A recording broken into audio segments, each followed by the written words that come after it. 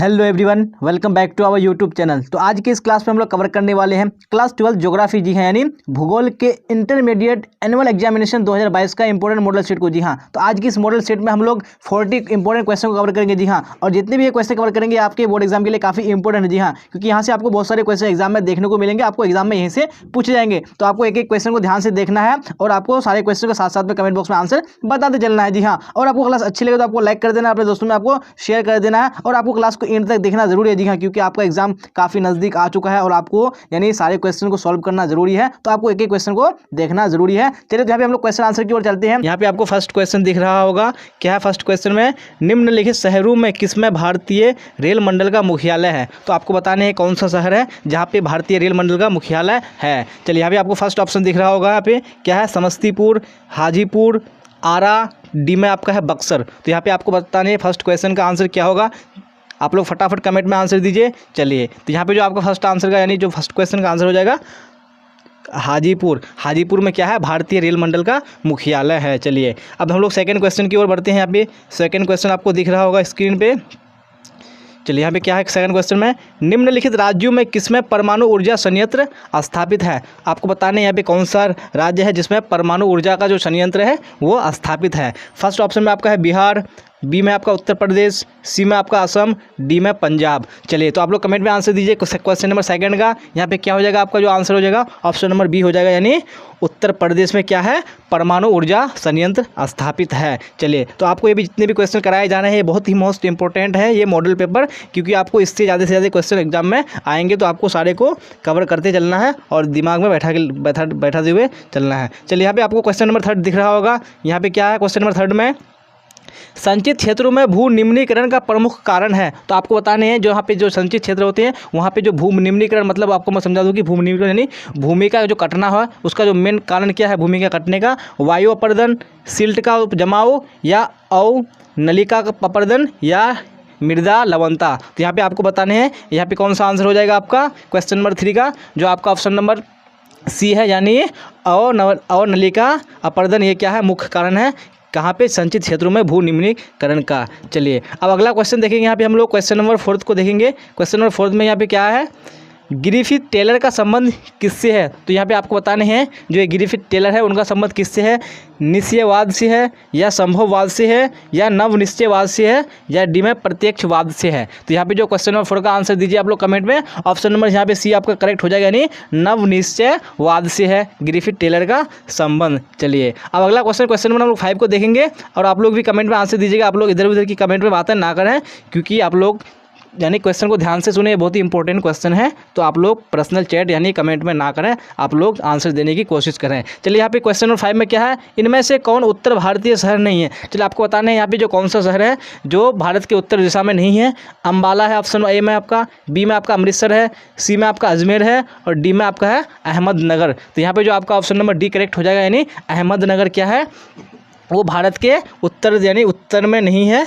चलिए, ये बाकी सब शहर कहाँ है, भारत के उत्तर में है। चलिए, अब देख लेते हैं हम लोग यहाँ पे अगला क्वेश्चन नंबर 6 को देख लेते हैं। यहाँ पे क्या है क्वेश्चन नंबर 6 में, अरेबिका एक किस्म है, यानी आपको बताना है जो अरेबिका है वो किसका एक किस्म है, अभ्रक का, कपास का, चाय का या कॉफ़ी का। तो यहाँ पे कौन सा आंसर हो जाएगा आपका क्वेश्चन नंबर 6 का, ऑप्शन नंबर डी करेक्ट हो जाएगा, यानी जो कॉफ़ी का जो एक क्या है प्रकार है कौन, अरेबिका। चलिए, अब अगला क्वेश्चन देखिए। यहाँ पे क्वेश्चन नंबर हम लोग 7 को देखेंगे, हम लोगों ने 6 कर लिया है। चलिए, तो आप लोग आंसर देते चलिए कमेंट में, क्या होगा क्वेश्चन नंबर 7 का आंसर, पर्वतों पर किस प्रतिरूप की बस्ती पाई जाती है। तो आपको बताने हैं जो पर्वत होती है वहाँ पे किस प्रकार की यानी कि उसका जो किस प्रकार का जो ये बस्ती पाया जाता है, उसका शेप कैसा रहता है, आयताकार रहता है, रैखिक रहता है, सीरूनुमा रहता है या वृत्ताकार रहता है। तो यहाँ पे कौन सा क्वेश्चन नंबर 7 का आंसर हो जाएगा आपका ऑप्शन नंबर सी करेक्ट हो जाएगा, यानी सीरूनुमा होता है, यानी स्टेप बाय स्टेप क्या होता है, पर्वतों पर घर होते हैं सीढ़ी टाइप का। चलिए, अब अगला क्वेश्चन देखिए, हम लोग यहाँ पे क्वेश्चन नंबर 8 को देखेंगे। चलिए, तो आप लोग को लास्ट तक बने रहना, क्योंकि जितने भी क्वेश्चन है ये सारे आपको एग्जाम में पूछने जाने के चांस है। चलिए, तो आपको सारे को कवर करना है इसी वीडियो में। चलिए, निम्नलिखित में कौन नगर नदी तट पर अवस्थित नहीं है। तो आपको बताना है यहाँ पे कौन सा जो नगर है जो नदी के किनारे नहीं है। चलिए, आपका फर्स्ट ऑप्शन में आपका आगरा, भोपाल, पटना, कोलकाता। चलिए, तो यहाँ पे कौन सा आंसर होगा? क्वेश्चन नंबर 8 का आंसर आपका हो जाएगा यानी ऑप्शन नंबर बी हो जाएगा, यानी भोपाल। ये क्या है? नदी के किनारे नहीं है, तट पर नहीं है, और ये जितनी भी सारे हैं ये क्या है? नदी के किनारे बसे हुए हैं। तो यहाँ पे आपका ऑप्शन नंबर बी करेक्ट हो जाएगा। चलिए, अब अगला क्वेश्चन देखेंगे हम लोग। क्वेश्चन नंबर 9 को देखेंगे। क्या है क्वेश्चन नंबर 9 में? निम्नलिखित में कौन सघन जनसंख्या वाला क्षेत्र है? तो यहाँ पे आपको बताना है कौन क्षेत्र है जो जिसमें यानी सघन जनसंख्या पाई जाती है, यानी जहाँ पे घनी जनसंख्या पाई जाती है। आटाकामा में, भूमध्य सागरीय क्षेत्र में, या ध्रुवीय क्षेत्र में, या विषुवत रेखीय क्षेत्र में? तो यहाँ पे जो आपका ऑप्शन नंबर बी करेक्ट हो जाएगा, यानी भूमध्य क्षेत्रों में क्या होती है? सघन जनसंख्या पाई जाती है, यानी घनी जनसंख्या पाई जाती है बाकी की अपेक्षा। चलिए, अब हम लोग अगला देखेंगे। यहाँ पे क्वेश्चन नंबर 10 को देखेंगे और आप लोगों को भी आंसर देना है कमेंट में। यहाँ पे क्या आंसर होगा? चलिए, निम्नलिखित राज्यों में कौन सर्वाधिक गेहूं उत्पादक है? तो यहाँ पे बताने हैं आपको जो ऑप्शन दिए हुए हैं इनमें से आपको बताने हैं जिसमें यानी जहाँ कहाँ पे सर्वाधिक गेहूं का उत्पादन होता है। फर्स्ट में आपका है तमिलनाडु, बी में आपका है पंजाब, सी में आपका है केरल, और डी में आपका है असम। तो यहाँ पे क्वेश्चन नंबर 10 का जो आपका आंसर हो जाएगा ऑप्शन नंबर यानी बी हो जाएगा, यानी पंजाब। तो यहाँ पे जो आपको ऑप्शन दिए हुए हैं आपको यहाँ पे ऑप्शंस में हमें चुनना है, लेकिन आपको अगर यानी पूछता भारत में सर्वाधिक, अगर आपको यहाँ पे ऑप्शन में रहता अगर उत्तर प्रदेश, तो यहाँ पे आपका जो ऑप्शन नंबर उत्तर प्रदेश हो जाता है, क्योंकि उत्तर प्रदेश के बाद आता है पंजाब किसमें? गेहूं के उत्पादक में। चलिए, तो यहाँ पे आपको ऑप्शन के हिसाब से आंसर करने हैं। चलिए, अब अगला क्वेश्चन देखेंगे। यहाँ पे हम लोग क्वेश्चन नंबर 11 को देखेंगे। क्या है क्वेश्चन नंबर 11 में? जमशेदपुर लोहा एवं इस्पात संयंत्र किस राज्य में स्थित है? तो आपको बताने हैं जमशेदपुर जो लोहा एवं जो इस्पात संयंत्र है वो किस राज्य में है? बिहार में है, ओडिशा में है, असम में है, और डी में आपका झारखंड। तो यहाँ पे कौन सा आंसर हो जाएगा क्वेश्चन नंबर 11 का? जो आपका आंसर हो जाएगा ऑप्शन नंबर डी हो जाएगा, यानी झारखंड में है। तो अब मैं आपको बता दूँ, जब बिहार और झारखंड जब एक जगह था तो ये किस में था? बिहार में था, लेकिन जब यानी 2000 में झारखंड और बिहार जो अलग हुआ तो जो जमशेदपुर है वो किस में? यानी झारखंड में चले गया। चलिए, तो यहाँ पे आपका ऑप्शन नंबर डी करेक्ट हो जाएगा, झारखंड। चलिए, अब क्वेश्चन नंबर 12 को देखेंगे हम लोग। क्या है क्वेश्चन नंबर 12 में? निम्नलिखित में कौन जन स्थानांतरण का प्रतिकर्ष कारक है? तो आपको बताना है कौन से यहाँ पे कारक है जो यानी किसको लोगों को स्थानांतरण करने के प्रतिकर्ष कारक है? बेरोजगारी, रहन सहन की अच्छी दशाएं, शांति एवं यानी अस्थायित्व, या अनुकूल जलवायु। तो कौन सा आपका आंसर हो जाएगा? ऑप्शन नंबर ए हो जाएगा, यानी बेरोजगारी। ये क्या है? स्थानांतरण का प्रतिकर्ष कारक है, यानी ये क्या करता है? स्थानांतरण होने को मजबूर करता है, ये उसको प्रतिकर्ष करता है, ढकेलता है बेरोजगारी। चलिए, अब हम लोग देखेंगे क्वेश्चन नंबर 13 को।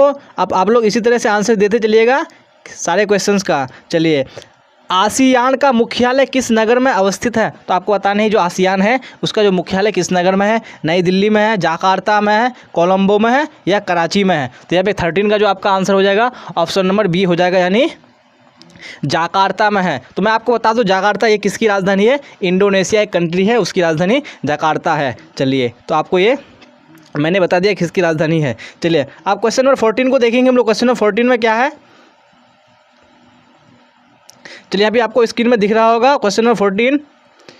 निम्नलिखित में कौन सामाजिक भूगोल का उपक्षेत्र नहीं है? तो आपको बताना है कौन से जो यानी कौन सा ऑप्शन है जो सामाजिक भूगोल का वो उपक्षेत्र नहीं है। तो यहाँ पे आपका फर्स्ट ऑप्शन में है आपका व्यवहारवादी भूगोल, या ऐतिहासिक भूगोल, या निर्वाचन भूगोल, या चिकित्सा भूगोल। तो यहाँ पे कौन सा आंसर करेक्ट हो जाएगा? आपका ऑप्शन नंबर सी करेक्ट हो जाएगा, यानी निर्वाचन भूगोल है वो सामाजिक भूगोल का उपक्षेत्र नहीं है। चलिए, अब हम लोग देखेंगे यहाँ पे क्वेश्चन नंबर 15 को देखेंगे, और आप लोग भी कमेंट में आंसर देते चलिएगा इस तरह जिस तरह आप लोग यानी आंसर दे रहे हैं। चलिए, यहाँ पे क्या है क्वेश्चन नंबर 15 में आपको दिख रहा होगा स्क्रीन पे।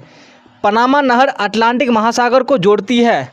तो आपको बताना है जो पनामा जो नहर है, एक नहर का नाम है पनामा, वो अटलांटिक महासागर को जोड़ती है। वो किसके साथ जोड़ती है? आपका फर्स्ट ऑप्शन में है लाल सागर से, पीला सागर से, काला सागर से, या प्रशांत महासागर से। तो यहाँ पे कौन सा आपका आंसर हो जाएगा? यानी ऑप्शन नंबर डी करेक्ट हो जाएगा। जो अटलांटिक जो महासागर है, यानी जो पनामा नहर है अटलांटिक महासागर को वो प्रशांत महासागर से जोड़ती है। चलिए, अब अगला क्वेश्चन देख लेंगे हम लोग। यहाँ पे क्वेश्चन नंबर 16 में, क्वेश्चन नंबर 16 में क्या है? इनमें कौन आयु वर्ग कार्यशील जनसंख्या से संबंधित है? तो यहाँ पे आपको बताने हैं जो कौन सा आयु वर्ग है वो कार्यशील जनसंख्या से संबंधित है। यहाँ पे आपका फर्स्ट ऑप्शन में है 0 से 15 वर्ष, या 15 से 59 वर्ष, या 60 से 75 वर्ष, या 75 से 100 वर्ष। तो यहाँ पे जो आपका ऑप्शन नंबर बी है वो करेक्ट आंसर हो जाएगा, यानी 15 से 59 वर्ष के बीच के जो लोग हैं वो कार्यशील जनसंख्या के अंतर्गत आते हैं। तो यहाँ पे जितने भी क्वेश्चंस हैं ये आपको मैंने पहले भी करा दिया है, यानी हम लोगों ने जो चैप्टर वाइज क्वेश्चन आंसर्स किए थे मोस्ट इंपॉर्टेंट सब्जेक्टिव ऑब्जेक्टिव वो सारे में करा दिया है। अगर आपने नहीं देखा है तो वहाँ पे देख लीजिए, क्योंकि मैंने सारा कुछ कंप्लीट कर दिया है। चलिए अब अगला क्वेश्चन देखेंगे, हम क्वेश्चन नंबर 17 को देखेंगे और आप लोग आंसर देते चलिएगा जिस तरह आंसर दे रहे हैं आप लोग। 2011 में मानव विकास सूचकांक में भारत की कोटि थी, तो यहाँ पे आपको बताने हैं जो 2011 में गणना हुई थी तो उसमें मानव विकास सूचकांक यानी HDI रैंक कितना था भारत का। तो यहाँ पे आपको बताने हैं 134वां या 129वां या 128वां या 127वां। तो यहाँ पे जो आपका 17 का जो आंसर हो जाएगा ऑप्शन नंबर एक करेक्ट हो जाएगा, यानी 134वां स्थान था भारत का किसमें, मानव विकास सूचकांक में यानी HDI में। चलिए ह्यूमन डेवलपमेंट इंडेक्स में कितना स्थान था उसका, 134वां 2011 की जनगणना के अनुसार। चलिए अब अगला क्वेश्चन देख लेंगे हम लोग। यहाँ पे क्वेश्चन नंबर 18 को आपको बताने हैं बॉक्साइट अयस्क है, तो आपको बताने जो बॉक्साइट है वो किसका अयस्क है, लौह इस्पात का है, तांबा का है, एल्युमिनियम का है या इनमें कोई नहीं। तो यहाँ पे जो आपका ऑप्शन कौन सा हो जाएगा correct, option number C correct हो जाएगा, यानी एल्युमिनियम का जो अयस्क है बॉक्साइट, यानी जो एल्युमिनियम है वो बॉक्साइट से ही निकाला जाता है।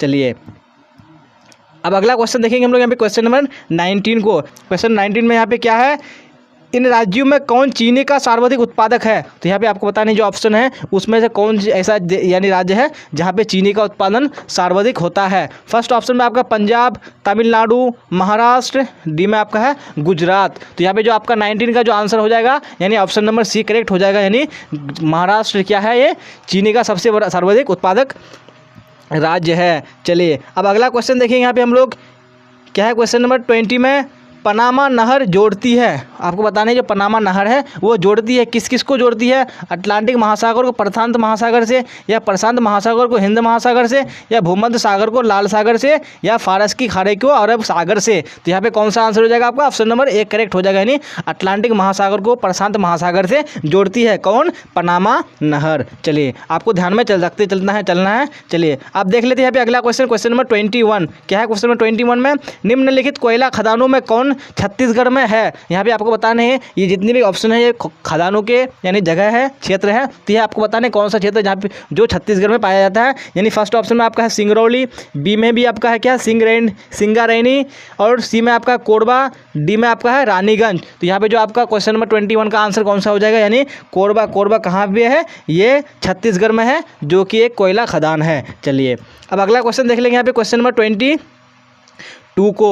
तो आप लोग कमेंट में आंसर देते चलिएगा क्या होगा यहाँ पे आंसर क्वेश्चन नंबर 22 का, इन पत्तनों में कौन भूमध्य सागर हिंद महासागरीय मार्ग पर नहीं है। तो यहाँ पे बताने कौन से पत्तन हैं जो भूमध्य हिंद महासागर के मार्ग पर नहीं है, रास्ते में नहीं है। कोलंबो है, कोलोन है, मुंबई है या पोर्ट सईद है। तो यहाँ पे क्वेश्चन नंबर 22 का जो आपका आंसर हो जाएगा यानी ऑप्शन नंबर बी है कोलोन। क्या है ये, भूमध्य सागर और हिंद महासागरीय मार्ग पर नहीं है ये, और बाकी सारे क्या है उसी मार्ग पे हैं। चलिए अब अगला क्वेश्चन देखेंगे यहाँ पे हम लोग क्वेश्चन नंबर 23। क्या है क्वेश्चन नंबर 23 में, किस क्षेत्र में प्रलेखित प्राचीनतम नगरीय बस्ती पाई जाती है। तो कौन सा क्षेत्र है जहाँ पे प्रलेखित प्राचीनतम पुरानी यानी नगरीय बस्ती पाई गई है। आपका है आपका सबसे पहले फर्स्ट ऑप्शन में है आपका होआंगहो बेसिन, सिंधु बेसिन, नील बेसिन या मेसोपोटामिया। तो यहाँ पे जो आपका ऑप्शन नंबर बी करेक्ट हो जाएगा, यानी सिंधु बेसिन में पाई गई है। कैसी बस्ती पाई गई है, यानी प्रलेखित प्राचीनतम और नगरीय बस्ती पाई गई है। चलिए अब अगला क्वेश्चन देख लेंगे यहाँ पे क्वेश्चन नंबर 24 को हम लोग।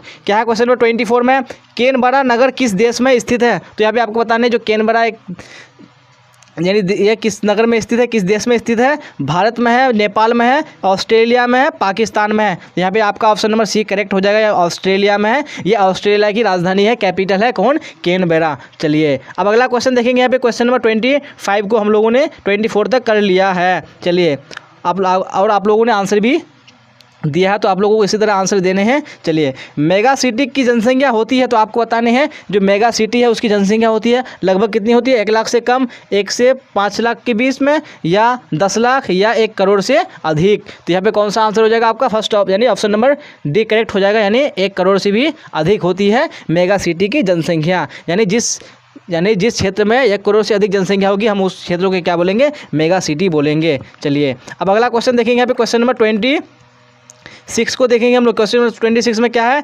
निम्नलिखित में कौन बंदरगाह पूर्वी तट पर स्थित है। तो आपको बताना है कौन सी जो बंदरगाह है, पोर्ट है जो पूर्वी तट पर स्थित है, यानी पूर्व में स्थित है। मुंबई, मैंगलोर, कोचीन या तूतीकोरिन। यहाँ पे जो क्वेश्चन नंबर 26 है, जो उसका आपका ऑप्शन नंबर डी है वो करेक्ट हो जाएगा, यानी तूतीकोरिन क्या है, ये पूर्वी तट पर स्थित है। चलिए अब अगला क्वेश्चन देखेंगे। यहाँ पे क्वेश्चन नंबर 27 क्या है, क्वेश्चन नंबर 27 का आंसर आप लोग कमेंट में देते चलिए। इन राज्यों में किसमें सॉफ्टवेयर तकनीकी पार्क नहीं है। तो यहाँ पे कौन से राज्य हैं जहाँ पे सॉफ्टवेयर तकनीकी का पार्क नहीं है। आपका है कर्नाटक, तमिलनाडु, महाराष्ट्र, छत्तीसगढ़। तो यहाँ पे क्वेश्चन नंबर 27 का जो आपका आंसर हो जाएगा, यानी छत्तीसगढ़ है, जहाँ पे क्या है, जो सॉफ्टवेयर तकनीकी पार्क नहीं है। चलिए अब अगला क्वेश्चन देखेंगे हम लोग, क्वेश्चन नंबर 28 को। क्या है क्वेश्चन नंबर 28 में, निम्नलिखित में कौन बिहार में रबी फसल नहीं है। यानी कौन सी फसल है जो बिहार में रबी फसल नहीं है, वो चावल, गेहूं, चना, सरसों। तो यहाँ पे जो आपका क्वेश्चन नंबर 28 का हो जाएगा आपका आंसर नंबर, यानी ए हो जाएगा चावल। चावल क्या है, बिहार में ये रबी फसल नहीं है। चलिए अब अगला क्वेश्चन देखें। यहाँ पे क्वेश्चन नंबर हम लोग 29 को देखेंगे। क्वेश्चन नंबर 29 में क्या है, यहाँ पे दामोदर घाटी संबंधित है। तो आपको बताना है दामोदर घाटी वो किस चीज़ से संबंधित है, यानी कोयला से संबंधित है, या सोना से, पेट्रोलियम से, या हीरा से। तो यहाँ पे जो आपका 29 का जो आपका आंसर हो जाएगा, यानी ऑप्शन नंबर ए हो जाएगा, यानी दामोदर जो घाटी है वो कोयला से क्या है, प्रसिद्ध है, यानी कोयला पाया जाता है दामोदर घाटी में बहुत ही मात्रा में। चलिए अब अगला क्वेश्चन देखेंगे। यहाँ पे क्वेश्चन नंबर हम लोग 30 को देखें, यानी 30वां क्वेश्चन हमारा क्या कह रहा है। चलिए आपको स्क्रीन पे दिख रहा होगा, बालाघाट प्रसिद्ध है। तो आपको बताना है बालाघाट है वो किसके लिए प्रसिद्ध है, कोयला के लिए, मैग्नीज के लिए, लौह अयस्क के लिए, या इनमें से कोई नहीं। तो यहाँ पे कौन सा आंसर होगा 30 का आपका आंसर, चलिए आप लोग बताइए। यहाँ पे जो आपका आंसर हो जाएगा ऑप्शन नंबर बी हो जाएगा, यानी मैग्नीज के लिए प्रसिद्ध है क्या, बालाघाट। तो आपको याद रखना है कहाँ पे, कौन सी जगह पे, यानी क्या पाया जाता है और वो किस चीज़ के लिए प्रसिद्ध है। चलिए ये आपको सारे को ध्यान में रखना है, क्योंकि इससे बहुत ही क्वेश्चन पूछे जाते हैं आपको एग्जाम में। चलिए यहाँ पे क्या है क्वेश्चन नंबर 31, कोयम्बटूर सूती वस्त्र उद्योग केंद्र किस राज्य में स्थित है। तो आपको बताने हैं जो कोयम्बटूर सूती वस्त्र उद्योग है वो किस राज्य में स्थित है। यहाँ पे ऑप्शन नंबर ए में दिया हुआ है आपका बिहार, बी में आपका है तमिलनाडु, सी में पंजाब, डी में आपका है राजस्थान। तो यहाँ पे 31 का जो आपका आंसर हो जाएगा, आपका आंसर नंबर यानी बी हो जाएगा, यानी तमिलनाडु में है। यानी कोयम्बटूर जो सूती वस्त्र उद्योग का जो केंद्र है वो किस राज्य में है, तमिलनाडु में है। तो ये आपको ध्यान में रखने हैं। चलिए अब हम लोग 32 को देख लेंगे। क्वेश्चन नंबर 32 में क्या बोला जा रहा है, चलिए निम्नलिखित में कौन औद्योगिक केंद्र छत्तीसगढ़ में स्थित है। तो यहाँ पे बताने हैं कौन सा जो औद्योगिक क्षेत्र है, इंडस्ट्रियल जो एरिया है वो किसमें, छत्तीसगढ़ में है। तो यहाँ पे आपका है सेलम, भिलाई, बरौनी या बोकारो। तो यहाँ पे जो आपका 32 का जो आंसर हो जाएगा ऑप्शन नंबर बी हो जाएगा, यानी भिलाई। भिलाई ये क्या है, एक औद्योगिक केंद्र है जो कि छत्तीसगढ़ में स्थित है, छत्तीसगढ़ में है। चलिए अब अगला क्वेश्चन देख लेते हैं। यहाँ पे क्वेश्चन नंबर 33 को हम लोग देखेंगे। यहाँ पे 33 में क्या बोला जा रहा है, इसको का राष्ट्रीयकरण किस वर्ष किया गया। तो यहाँ पे आपको बताना है जो इसको है उसका राष्ट्रीयकरण कब किया गया है, 1972 से 73, 2005 से 6, 2010 से 11 या 2017 से 18। तो यहाँ पे आपका जो 33 का जो आंसर हो जाएगा ऑप्शन नंबर ए हो जाएगा, यानी 1972 से 1973 में किया गया था किसका, इसको का राष्ट्रीयकरण किया गया था। चलिए अब हम लोग देखेंगे यहाँ पे 34 क्वेश्चन नंबर, राजधानी चैनल डाक किस रंग से संबंधित है। तो यहाँ पे बताने कौन सा रंग है जो राजधानी चैनल डाक से संबंधित है, पीला, सफ़ेद, जामुनी या इनमें कोई नहीं। तो यहाँ पे 34 का जो आपका आंसर हो जाएगा ऑप्शन नंबर ए हो जाएगा, यानी पीला रंग से संबंधित है कौन सा, राजधानी चैनल डाक। चलिए अब अगला क्वेश्चन देखेंगे। यहाँ पे क्वेश्चन नंबर 35 को हम लोग क्या है, क्वेश्चन नंबर 35 में कोंकण रेलवे की कुल लंबाई कितनी है। तो आपको बताना है जो कोंकण रेलवे है उसकी लंबाई कितनी है, 760 किलोमीटर, 715 किलोमीटर, 750 किलोमीटर या 150 किलोमीटर। तो यहाँ पे 35 का आंसर क्या होगा आप लोग कमेंट में बताइए। आपका जो ऑप्शन नंबर ए है वो करेक्ट है, यानी 760 किलोमीटर लंबाई है कोंकण रेलवे की। चलिए अब अगला क्वेश्चन देखेंगे। यहाँ पे क्वेश्चन नंबर 36 को देखेंगे। 36 में यहाँ पे क्या बोला जा रहा है, निम्न में कौन सी रोपण फसल नहीं है। तो आपको बताना है कौन सी फसल है जो रोपण फसल नहीं है। यहाँ पे धान है, गन्ना है, कपास है, डी में आपका है कॉफ़ी। तो यहाँ पे जो आपका ऑप्शन नंबर ए करेक्ट हो जाएगा, यानी धान क्या है, ये रोपण फसल नहीं है। इसके अलावा यानी जितनी भी यहाँ पे ऑप्शन में वो सारे क्या है, रोपण फसल हैं, यानी उसको रोपा जाता है। चलिए अब अगला क्वेश्चन देखेंगे। यहाँ पे क्वेश्चन नंबर 37 को हम लोग देखेंगे, किम्बले किसके लिए प्रसिद्ध है। तो आपको बताना है जो किम्बले है वो किसके लिए प्रसिद्ध है, पेट्रोलियम के लिए, हीरा के लिए, कोयला के लिए या सोना के लिए। तो जहाँ पे 37 का जो आपका आंसर हो जाएगा ऑप्शन नंबर बी करेक्ट हो जाएगा। यानी जो किम्बले क्या है, एक जगह का नाम है जो कि हीरा के लिए वो प्रसिद्ध है। चलिए अब अगला क्वेश्चन 38 में क्या है, यहाँ पे भारत में जो एक योजना आयोग है उसका गठन कब हुआ था, ये आपको बताने हैं आंसर में। 1950 में, 1948 में, 1952 में, 1960 में। तो यहाँ पे जो आपको आंसर जो यानी ऑप्शन नंबर ए हो जाएगा आपका करेक्ट हो जाएगा। यानी जो भारत में योजना आयोग है उसका जो गठन हुआ था 1950 में हुआ था। चलिए अब अगला क्वेश्चन देखेंगे, यहाँ पे क्वेश्चन नंबर 39 को देखेंगे हम लोग। यानी जो डिगबोई है, डिगबोई वो किस राज्य में स्थित है, आपको बताने कौन सा राज्य है जहाँ पे डिगबोई स्थित है। उड़ीसा है, गुजरात है, असम है या महाराष्ट्र है। तो यहाँ पे जो आपका 39 का जो आपका ऑप्शन नंबर सी करेक्ट हो जाएगा। यानी असम में जो एक क्षेत्र का नाम है डिगबोई, वो कहाँ पे है, वो असम में स्थित है। चलिए अब हम लोग देखेंगे यहाँ पे अगला क्वेश्चन नंबर 40 को। क्वेश्चन नंबर 40 में क्या बोला जा रहा है, किसी झील के चारों ओर विकसित गांवों का प्रतिरूप कैसा होता है। तो यहाँ पे आपको बताने हैं, यानी अगर कोई भी झील है उसके चारों ओर अगर कोई भी गांव विकसित होगा तो उसका प्रतिरूप कैसा होगा, उसका आकार कैसा होगा, निहारी का होगा या आर्य होगा या नाभिक होगा या तारा अनुमा होगा। तो यहाँ पे जो आपका ऑप्शन नंबर ए हो जाएगा। यानी निहारी का जो प्रतिरूप होगा उसका किसका होगा, जो झीलों के चारों ओर जो गांव विकसित होगा उसका प्रतिरूप कैसा होगा, निहारी का जैसा होगा। जी हाँ, तो इसी 40 क्वेश्चन के साथ हम लोगों ने जो आज का क्लास है बिल्कुल कंप्लीट कर लिया है। आपको क्लास अच्छी लगे तो आपको लाइक कर देना है, अपने दोस्तों में शेयर कर देना है, और जो बच्चे इस चैनल पे नए हैं तो चैनल को सब्सक्राइब करके बेल आइकन को प्रेस कर लेना है। जी हाँ, और अगर आपने पूरा वीडियो नहीं देखा तो आप लोग देख लीजिए। जी हाँ, क्योंकि आपको यहाँ से बहुत सारे क्वेश्चन एग्जाम में पूछे जाएंगे तो आपको हर हाल में देखना जरूरी है। चलिए तो यहाँ तक बने रहने के लिए आप सबका धन्यवाद। अगर आपको कोई डाउट या कोई क्वेरी हो तो आप कमेंट बॉक्स में पूछ सकते हैं, और डिस्क्रिप्शन में टेलीग्राम का लिंक डाल दिया गया है, आपको टेलीग्राम चैनल में जुड़ जाना है। जी हाँ, क्योंकि जितनी भी क्लासेस होती है सबका लिंक वहाँ पे डाल दिया जाता है, और जितने भी नोट्स होते हैं, पीडीएफ्स होते हैं, वो आपको वहाँ पे प्रोवाइड किए जाते हैं। तो यहाँ पे आपको क्या करना है, डिस्क्रिप्शन में टेलीग्राम चैनल को क्लिक करके आपको जुड़ जाना है। तो चलिए यहाँ तक बने रहने के लिए आप सबका धन्यवाद। फिर मिलेंगे अगली क्लास में। Till then bye bye, tata, see you on the next.